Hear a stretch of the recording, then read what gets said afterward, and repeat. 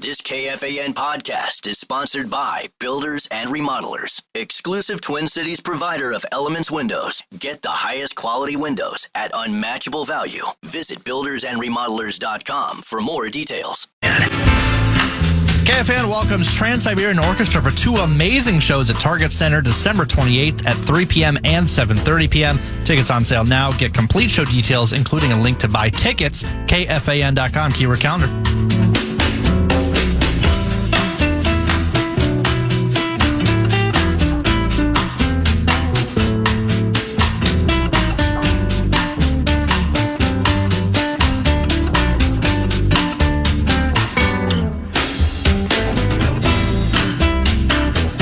Bradshaw and Bryant, KFAN text line is available at 64686.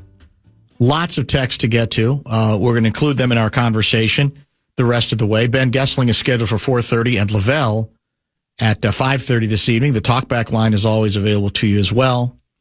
Couple leftover items regarding the Purple and their Sunday morning date with Destiny, as opposed to the Gophers date with Destiny in Columbus, Ohio. That's a Saturday night game.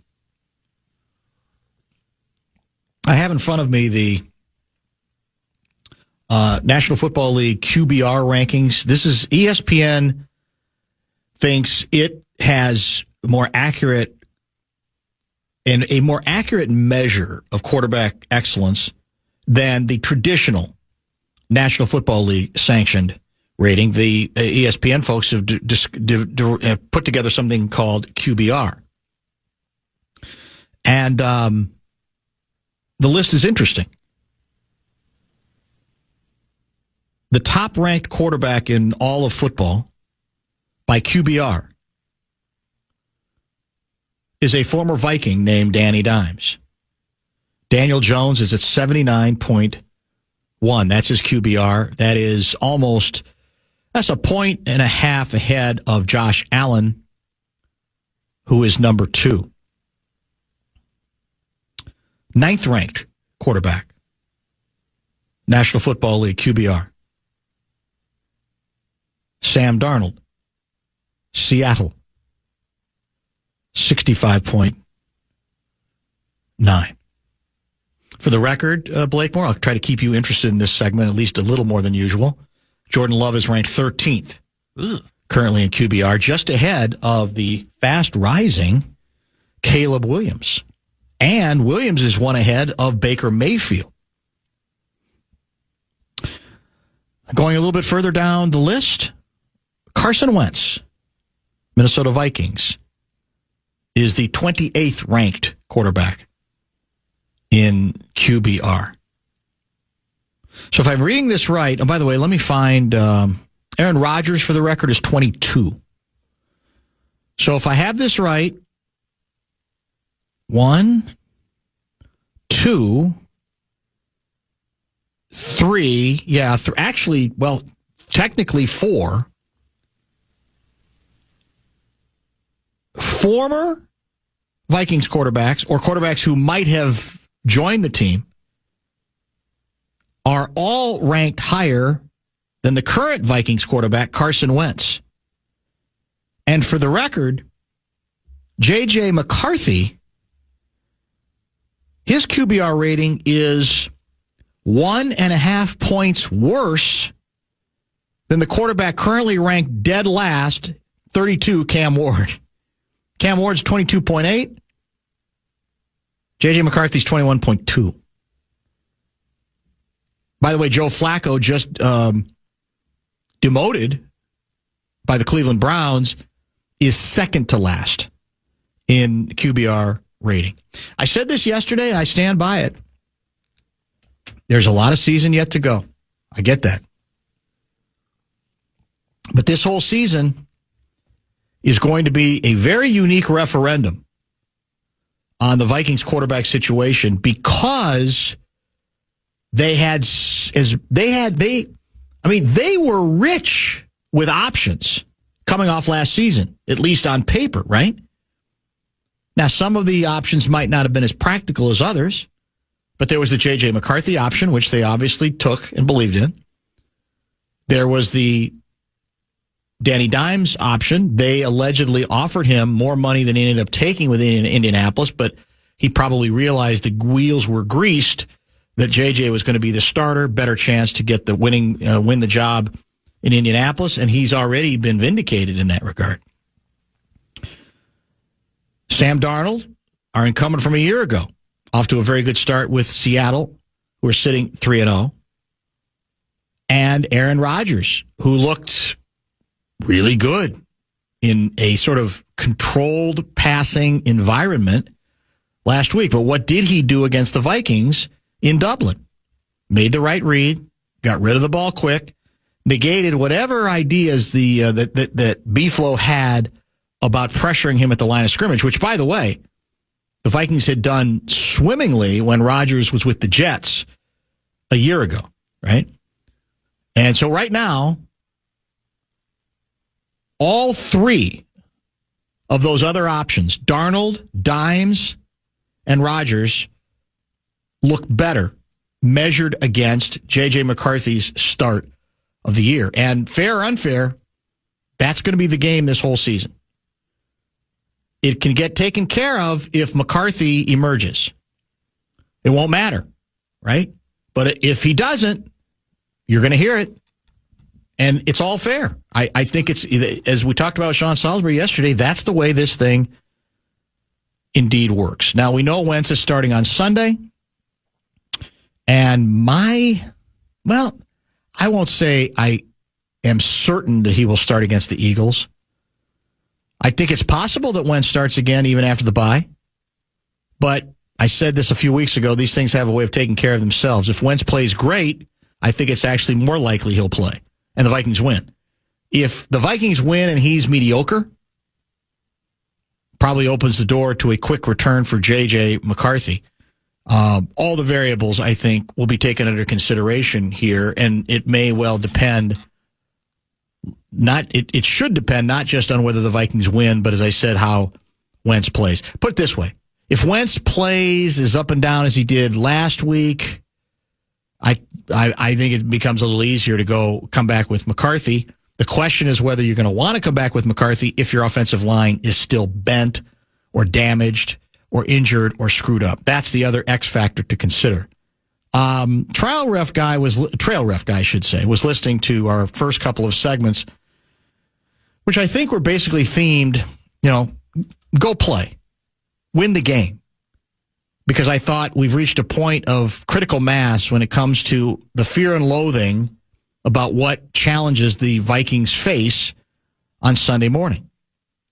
The crippled offensive line, crippled linebacker core, the fact that the Browns have one of the best defenses in football. And my basic premise was, I understand not having a great deal of confidence in the club right now, but at some point you're either good enough or you're not. And I don't have a lot of sympathy for the Vikings and their injuries because of how they played around with even their first home game against the Atlanta Falcons. And I'm not going to believe that that's all injury related, what took place in that game, any more than the head coach is accepting it at this point regarding the myriad penalties that we have committed. People are acting, it's coming perilously close to the notion that if the Vikings beat the Browns on Sunday, it will be one of the great upsets in the history of the National Football League. And as Trail Ref Guy points out or reminds us, and I guess we have confirmation based on our last prediction segment, the Vikings are 3.5-point favorites. They're supposed to win the game. Let's not act like this would be a miracle. Go play like they're capable of and win like they're supposed to. It's not that difficult. Well, it shouldn't be. And I'll say again, if it is, then you're not what you thought you were. At least not at this particular juncture in the still relatively young season, but about to become more than young season. 5 games in, we're, approaching the 1/3 mark. And we've all, I think, agreed that the first 5 games were the most inviting section of the entire schedule. If you come out of that 2-3, it's hard to believe that you're a very good team. But again, to pretend that we are the only team that's ever had its offensive line crippled I mean, there are teams with crippled offensive lines that still find a way to win. Believe it or not, they do. And sooner or later, you do it or you don't. And so let's, again, stop pretending that this should be too much to ask. That's what I'm hearing from people. Oh, it's too much to ask. I mean, if that's true, then you're not close to what you thought you were. I don't care who you have out. And I'll say again, we've faced several teams with significant injuries. And no one cares about whatever those situations are for the other team, nor should anybody care about the current predicament of your club. And if you, by the way, take care of business, for example, in the Atlanta game, you're okay here. If you start the game earlier against Pittsburgh, even with the offensive line issues, if your defense comes, prepared to play, then you've given yourself more margin for error. So to put this all on, what are you going to do? Just one of those years. That's way too easy. That's letting the club, I would say, off the hook too easily. And I even think KOC, even though he's apparently battling with the Jackals these days, would agree to that as well.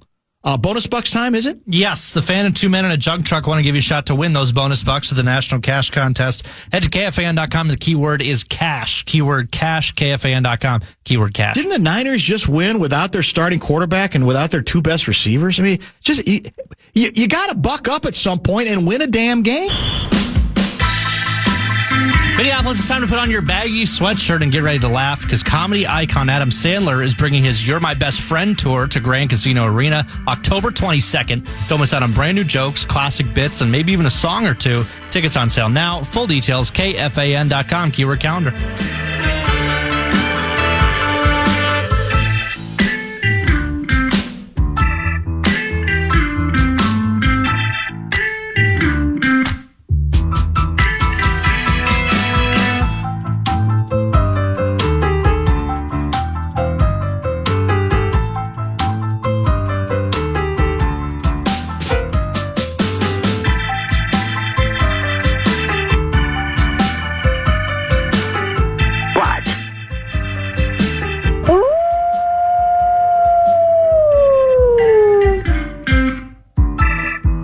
Has the Minnesota Timberwolves karma already been shattered before they have played a single preseason game, let alone regular season game? Is it over for your Minnesota Timberwolves? That is the question on the table in the wake of a startling development today at One Mayo Clinic Square. Do you know who stopped by to visit during Timberwolves workout? Don't. The oppressor, Tom Thibodeau, was there. Oh my gosh. He was even seen chatting with Dante DiVincenzo and Julius Randle. Now, what are the chances that whatever chemistry we've developed, whatever good karma we have going, could survive the return to Minnesota of the oppressor? Most recently, it's funny how things work. The New York Knickerbockers had their best season in 2 decades. Got to the conference finals, and his reward, Tibbs' reward, was his dismissal. So now he's bored. Got nothing to do. So what he does is he just goes from camp to camp. In fact, I think last week or earlier this week he was out west, hanging out with the Warriors. No, it might have been the Clippers. Maybe both. Because this is what he does. When Tibbs gets fired, he did this when the Wolves got rid of him. He's got nothing else going. He's just, basketball is his life. So he just visits people he knows and hangs out at various camps. And he was at our camp today. I'm shocked we didn't bar him, knowing what bad karma he brought. Do you remember the demonization of Tibbs on his way out the door? He was the root of all of our evils.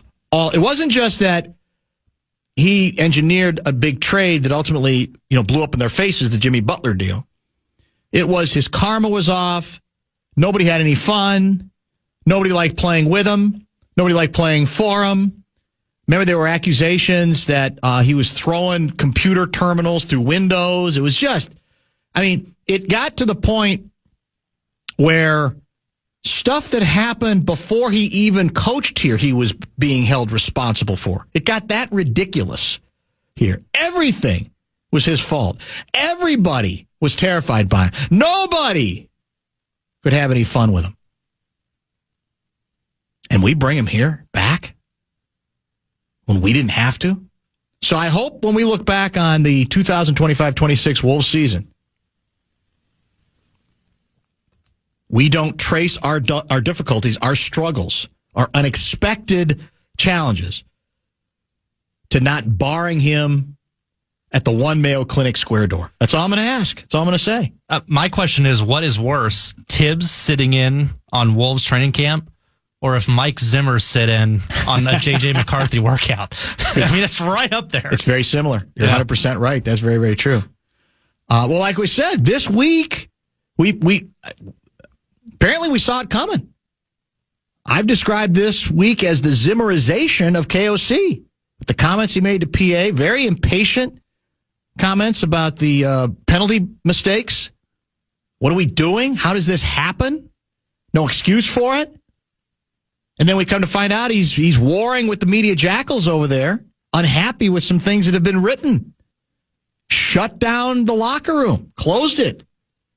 Apparently to the jackals today is what we have been told as well. So we'll see if I'm hoping that the Wolves have enough going that they can indeed rise above it. We've talked about this, here, the one exception to the rule, the rule is generally on the way out the door when a manager gets fired or a coach gets fired or a general manager, president of the operation gets fired. If they're not popular, then the piling on is endless, right? It's well, now he's out the door. Now we can really say what we think, and we can maybe even go with some stories that we didn't know how accurate they were. But what the hell's the difference at this point? Let's just go with it because that's what everybody wants to hear. And so individuals who might have, not done their jobs great end up getting blamed for stuff that had nothing to do with them as well. It's just like, that's the guy that's leaving, so let's blame everything on him. It's human nature, and it happens in the sports business all the time. Here's the exception. The exception is the guy who got dismissed earlier this week, Rocco. Now, there are Rocco haters. They text me every week during the baseball season. But generally, because in this case, ownership is much more despised than Rocco, at least in terms of the numbers, the number of people who feel that way. He's not being demonized on his way out the door. In fact, there are a lot of people being sympathetic to him. Like, this is Rocco. You don't even know this yet, but this is the worst. This is the best for you because this is the worst situation for any manager, right? And so they actually did you a favor, freeing you from this madness. But he's the guy who's not getting piled on anywhere near as much as most coaches or managers tend to as a result. By the way, a couple people are saying that we're on the road. In fact, we have our first preseason game in San Diego. So that's where the Wolves were practicing. And that's where Tibbs visited the Wolves practice. That's a distinction without a difference to me. You could say better than Mayo Clinic Square because then you don't have to re-bless that facility once he leaves. It's not our home facility, but he's still there polluting our players. He's still around our players. So bad karma is bad karma, whether it's San Diego or in Minnesota as well. He visited the team. Exactly. Yeah, it doesn't matter. It doesn't matter where it took place. The Timberwolves allowed the oppressor to hang out with the current roster. And we've been told over and over again, man, I'll never forget it. Just some of the conspiracy theories that were spun out about just how evil he was. He was so evil, like I said, he led the Knicks to their best season in decades. And the rest is kind of history. Now, Ben Goessling, you might think, would still be across the pond with the Vikings. Turns out, no. He was across the pond for the Dublin game. He's now back. He'll explain why He split the difference. And also his own views on the big Sunday morning game between the Vikings and the Cleveland Browns. We'll get, I'm sure, an injury update from him. We'll see if he accepts my theory of sometimes no matter what the situation is, you just got to go win a damn game. And whether he indeed is confident that the Vikings can take care of business, even if it's a close game, as most expect, or a low-scoring game, as everybody expects. He's in minutes, and, of course, Laval will join and will name the new Twins manager at about 5:30. Stay tuned. Fan. Country's Outlaws coming to Minneapolis. Don't mix. Eric Church live at Grand Casino Arena February 7th. The Chief brings the fire, and you don't want to miss it. Tickets on sale now. Get full details, KFAN.com, keyword calendar. Randy Moss said it a long time ago, man. He was right. Some people just can't handle the truth. They get triggered by it. They just can't accept it. They can't deal with it. They don't want to be reminded of it. And so they make stuff up as they go along, as is the case of several texters as we speak. But we'll leave the texters aside for the moment. Lavelle will join at about 5:30 this evening. And Ben Goessling is joining us now via the Connecticut Water Systems Hotline, brought to you by our good friends at Standard Heating and Air. So you probably told me this and I wasn't listening, as I occasionally forget to do. You're back. So you never were going to cover both games across the pond. You are back in the continental United States, correct? That is correct. I did Dublin and came back to the U.S., was planning to come back to the U.S. the day after the game, but my connecting flight from Dublin to Amsterdam was delayed by about 4 hours, and I think I was on a flight with like 70 Vikings fans and then a couple of team officials as well that we all got delayed to the point where the connection missed, and then it's kind of choose your own adventure after that. So I had an extra night in Amsterdam where I had never been, so figured out how to get myself downtown and rented a bicycle and did the whole bike around Amsterdam thing for a couple hours and made the best of it, and then came home Tuesday. We were on a kind of a running back by committee, beat writer by committee plan for this one. Andrew Kramer is doing the London game, and Jim Suhan is over there as well. But yes, I'm back in the U.S. So describe for me the symbolism and the message you were attempting to deliver in the photo you tweeted out after this airline mishap, we shall say, this scheduling disaster. What was the scene in the Netherlands that you showed, and was that your bike that you had rented? Yes, that was the bike I had rented. I figured out there's like the rent by the hour, get it with your Bluetooth, scan the QR code like the scooters you'd get anywhere else. Found one of those, and I was at the Rijksmuseum. I'm sure I'm mispronouncing that, but the famous museum you see all the postcards of in Amsterdam. So it was trying to be artsy, lined the bike up, and then basically made it so that would stand against that lamppost and could get the museum in the background. I just biked around to get a feel for the city. All the museums obviously were closed, but kind of saw a lot of the postcard sites and got a feel for what it was like to bike around Amsterdam. And anybody that's been there knows this, that bikes are like basically cars. There's bike lanes everywhere, and you see bike traffic just about everywhere. So it was fun to get a little experience of that. But yeah, it was my attempt to be a little bit artsy with it. But yeah, it had been one of those days where between the delay and then trying to get things rescheduled and on the phone with 6 or 7 different customer service people, it seemed like, and is the flight going to get held? Is it not? What do we do? Yeah, it was quite a long day trying to get back. But, you try to just make the best of it and have some fun with the layover, because there's really nothing else you can do other than just accept it and roll with it. I'm going to try my working theory on you regarding the Vikings in their game on Sunday. A Sunday morning, of course, 8:30 opening kickoff, 6:30 pregame show right here on the Fan, and there will not be a 5 a.m. Sunday sermons as much as I'm tempted to do it. I don't think I'm going to. Let me back up. I think I'd have to reconsider my position if Minnesota, University of Minnesota, your University of Minnesota, the football team goes to Columbus and shocks the world and beats the Buckeyes for the first time in 25 years, then I guess then I would probably have to do a Sunday sermons at 5 a.m., but that's going to take a lot. Maybe that'll be my pledge. Now, my Vikings theory. I understand the fear and loathing. You were there for the Pittsburgh game. They did not play very well. We've heard, I thought, during the week, a crankier, more direct, almost Zimmerized version of the head coach when it comes to calling out individual breakdowns in terms of the penalties. That, to me, tells me he's frustrated, like in a big-time way. And we know, and you've laid it out beautifully, you've chronicled all their offensive line issues.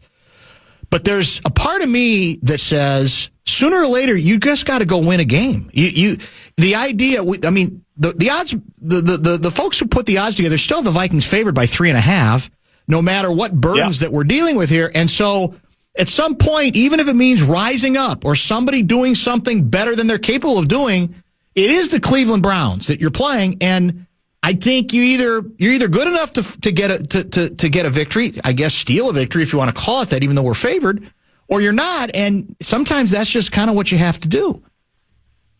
Yeah, I think that's all correct. I think the fact that they're favored by a half point more than they were last week, and they're getting a rookie quarterback who no rookie quarterback has beaten the Vikings while Brian Flores has been the defensive coordinator. That is the reason, offensive line, warts and all, that I picked them to win this game, because I think that group is in a strong enough position, even with Andrew Van Ginkel out. I think that group can carry this defense through, and you have to find ways to win games like this, because the schedule, we all know what it looks like after the bye, and I think there was a hope that you could be a little more productive than they've been able to be with this first stretch. But these are the types of games that if you want to be in it at the end and have this thing go where they hoped it could, or at least be in the mix to make the playoffs and then see what happens after that, you have to beat some of these teams. I mean, this is not a game that should be beyond their reach. Even with the offensive line issues and trying to figure out how to block Myles Garrett, they have Christian Darrisaw back. There are other people to deal with on that line, and it's going to be a tough defensive assignment, but it's also going to be tough for the Browns to try to move the ball on this defense and deal with all the different pressures that Brian Flores is going to throw at them. So I think this is one where, whether it's the defense getting the play that turns things around or Carson Wentz just making enough things happen for them to string a couple of drives together, this is one that I think it's totally fair to say they need to win it, and it's one that if they're going to go anywhere, they probably need to have. They probably do, to come back here 2-3 with a bye. And again, we've seen it. It's not like they couldn't beat the Eagles. The Eagles are good, but you're at home, and we see weirdness take place every week in the National Football League, but obviously we've not put them in a very tenable position. Now, I also mentioned early in the show that my sources say that there may be the first media battle brewing between the head coach and you Jackals. And you're back here, so I can't really blame you, I don't think, for this.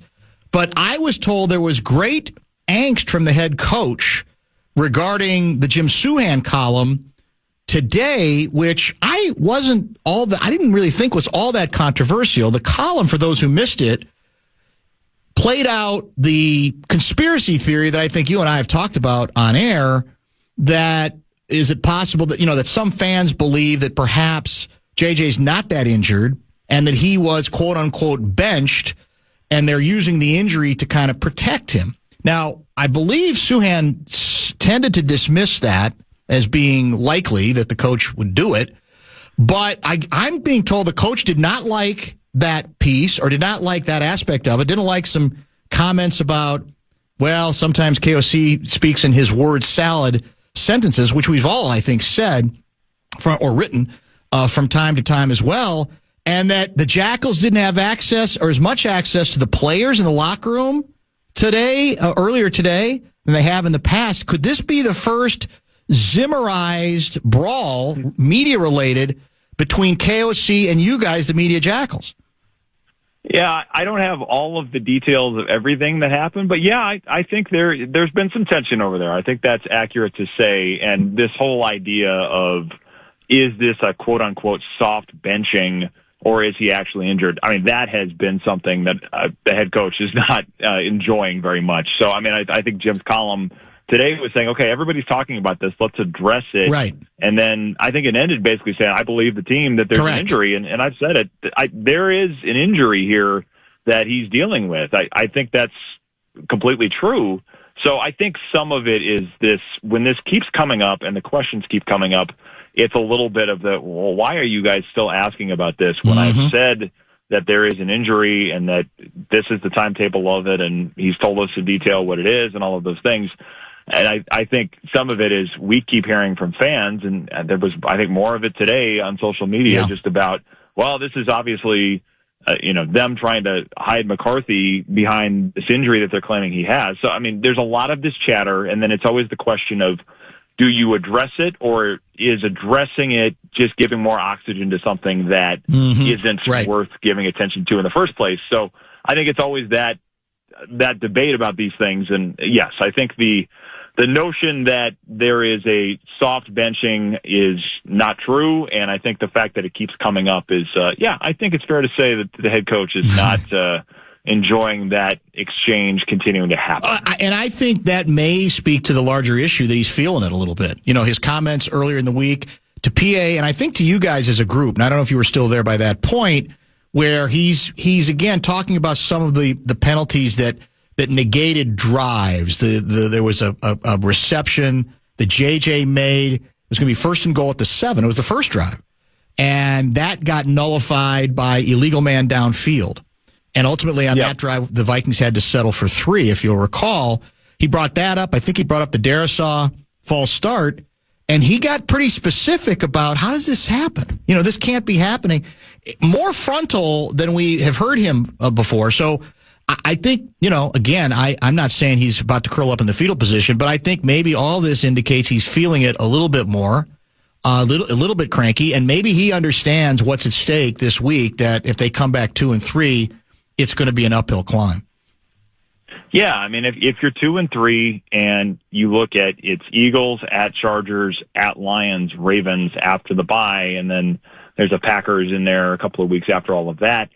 So it is going to be really tough. And then it's that question of, when do you put J.J. McCarthy back in? He's healthy enough to go. Do you do it against the Eagles? I mean, and I know people are going to hear that and say, well, you just said it's an injury and it's not a soft benching. That's true. But I think there's also a thing of, how do you set him up for success? Because I do think the point of this season still needs to be figuring out what you have in J.J. McCarthy, because I don't care if they go 10-7, 7-10, 11-6, 6-11 with Carson Wentz. If you're still doing this year-to-year quarterback thing, you're not in any better spot than you were last year, and that's not where they want to be long term. It's not why they picked J.J. McCarthy. So I think the point of where you put him back in and give him the best chance to have a long runway of success here, that is a question. But I don't think that this injury is I think the injury is true. I think the injury is,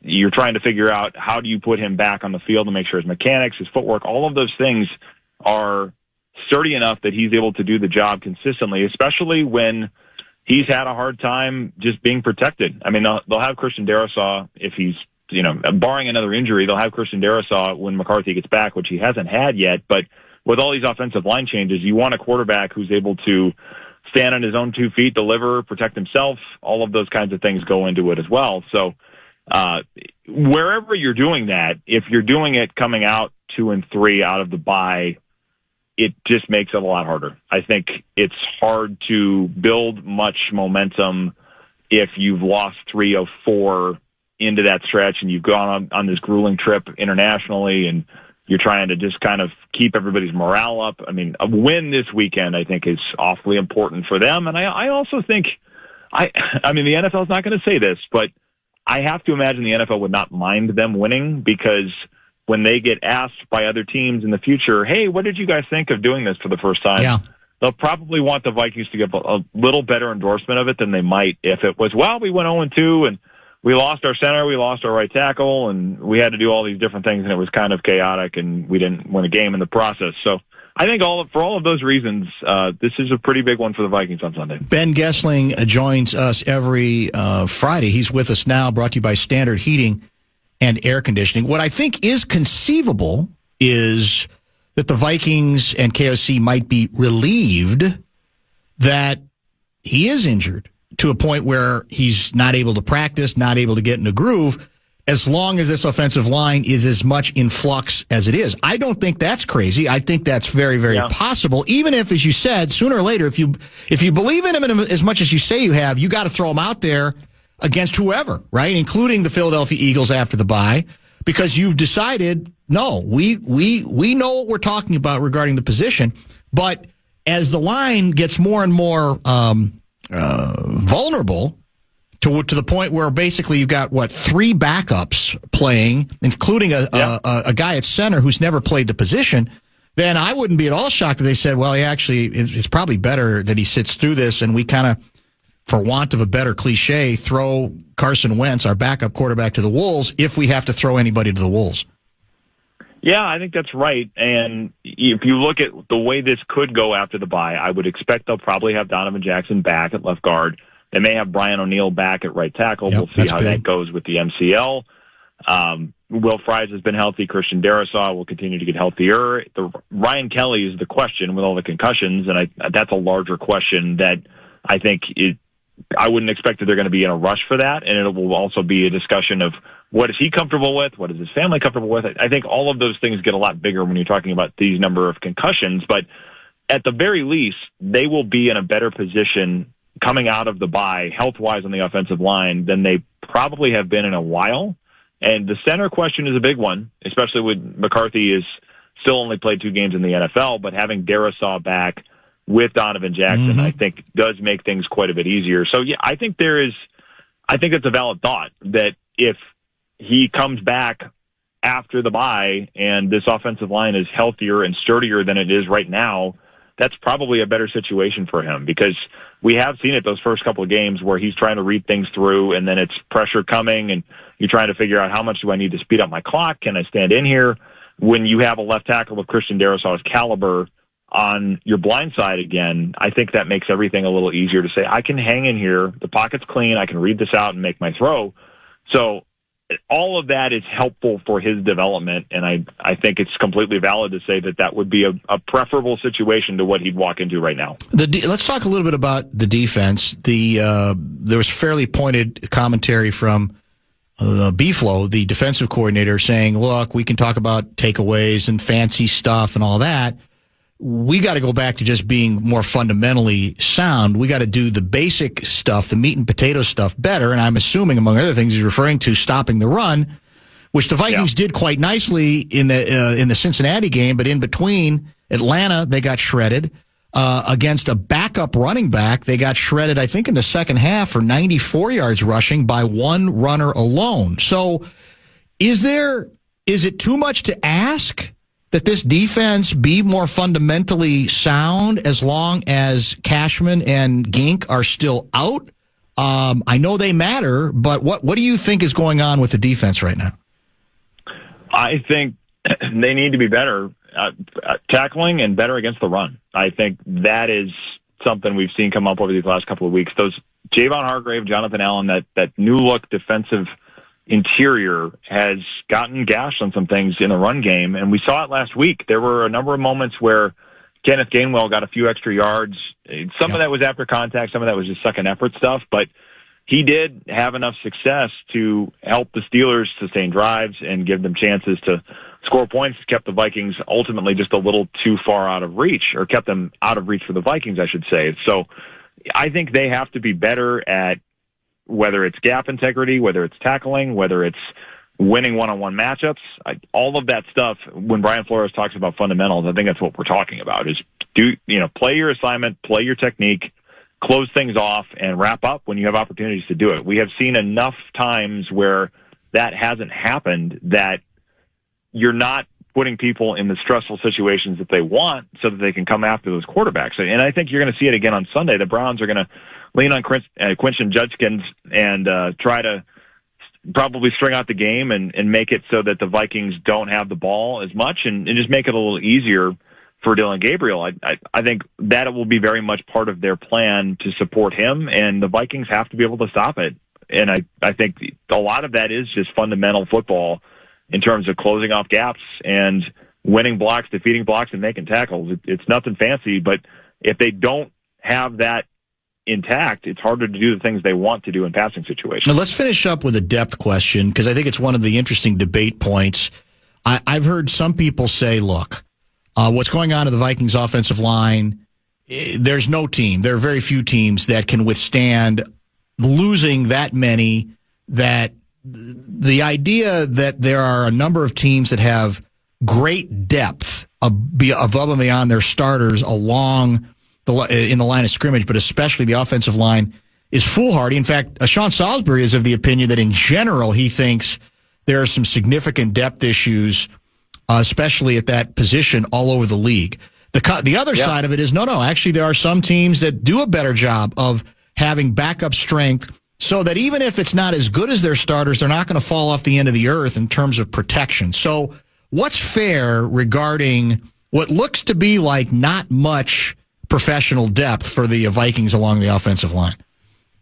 I think I would say this. There is a general shortage of NFL-ready linemen because of the way college football gets played. And I'm sure Sean got into some of this, where it's the spread offenses, and it's I'm going to make one read and get the ball out of my hand in less than 2 seconds.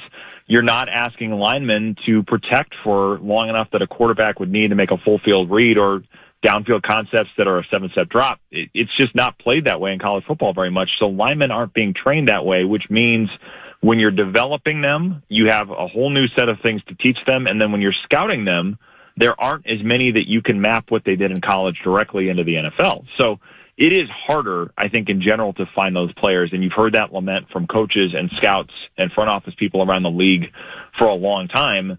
But it makes it important to have the depth, because if you have it, you're going to be one of the few teams that does, I think. And you've seen the Eagles do this really well. I think the Lions in general have done this pretty well over the years, where they've continued to find guys and develop them. And they've hit on some picks that make it so that you can stay in that spot for 8 or 9 years and you don't have to think about it as much. But that job of drafting and developing linemen is harder than it used to be. But I think it's all the more reason to say, if we can kind of, put a stake in the ground here at this spot and be one of the teams with an advantage, not just 1 to 5, maybe 1 to 8 on the offensive line, we're going to be at a big advantage from a lot of the teams that we see, because it is a hard thing to have, and we see how important it is over and over and over.